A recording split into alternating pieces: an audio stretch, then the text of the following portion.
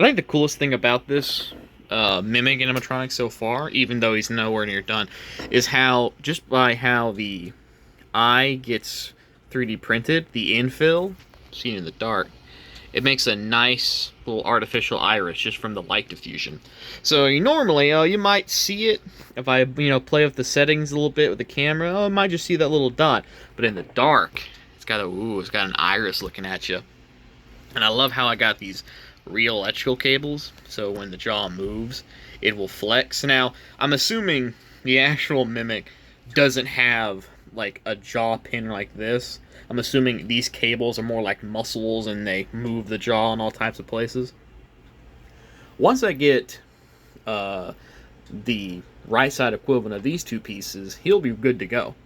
Because for right now, I have his, everything other that's all the exterior stuff for the right side printed. I got his eyebrows, the endo holder, the servo holder for his eye and eyelids, the eyelids themselves. The eye is right there.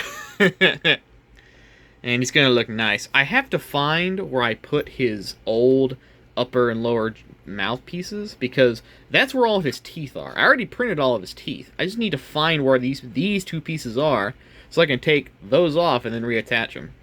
I might have to glue them in place, since originally I did intend for these things to move on a pivot with a magnet to push them open and close.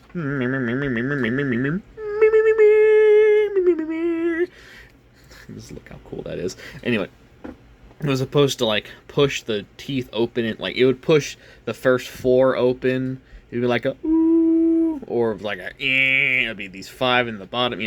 It was supposed to mimic lips, but yeah, that's not worth it, because I'll have to have two magnets, so one for the top, one for the bottom. The bottom won't have to flex with the jaw, and yeah, I didn't want to go through all that effort. Right now, I just have the power supply power him in the back, because I got everything else settled. So what's printing right now is the right side for this piece and this piece. Since this piece takes less time than this piece to print, this piece is also reprinting the jaw holder, because you can see the jaw isn't actually moving on the pin. It's just the whole thing is loose. You can see it's not moving like it should. Hello everybody, my name is Markiplier, and welcome back to the security breach. Let me out of here. I know the secrets of immortality. Anyway. Also, because he has, so the right side, there are connectors, like one here, and they connect to the back of this piece here. I'm printing those so I can then slap them on the right part when that print is. And those are being printed with this. So this part is printing with a redesign for this to have a heated insert, so I can just screw it directly into it. And also those connectors. Now the back of his head, there's a piece that sticks onto the back, but since, as you can see, there's nothing back here. What I'm going to do, I'm just going to get some cardboard, I'm going to cut it to shape, and I'm just going to glue it in to fix that gap, and then I'll just glue that part onto the back of it. That's pretty much how I'm going to get around. I didn't really see a reason to waste that type of material. There's a couple areas on here I wasted material, like this whole ridge here. It doesn't divot in as much as I would want it to, like it does here. So that's a thick piece of plastic. Same thing for, I think, this corner piece. There's not a lot of free space. There's not like a thin wall in between, so it ain't perfect. But I got it to where the wall thickness is around 2.5 to 2.3 millimeter thickness in certain areas.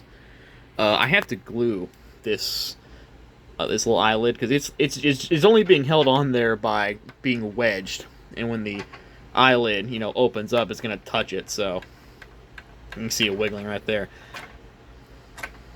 One thing I didn't realize when I was making this, that I didn't cut space out for this, and I didn't even modify. I just noticed that part, this piece is printing right now, but for the other side, all I did is mirror this, because I made everything perfectly down the middle. All I have to do is mirror it, and it'll fit perfectly fine. But I didn't leave gaps for not only for that eyelet to barely fit, but the connectors that has to go on top of these that go to the servo holder in the back. I don't leave enough room, so I'm probably gonna have to just take the soldering iron and just kind of like just edge it out slowly and work my way. Once I get it all done and I get it all up and moving, I'm gonna take it apart. I'm gonna hand paint it this time. I'm not gonna use spray paint and all that stuff. I'll sand it down, but I'm gonna hand paint most of this. I definitely gotta get rid of the layering that's going on with this. Like, look at those clear lines. But yeah. Meow, meow, meow, meow, meow.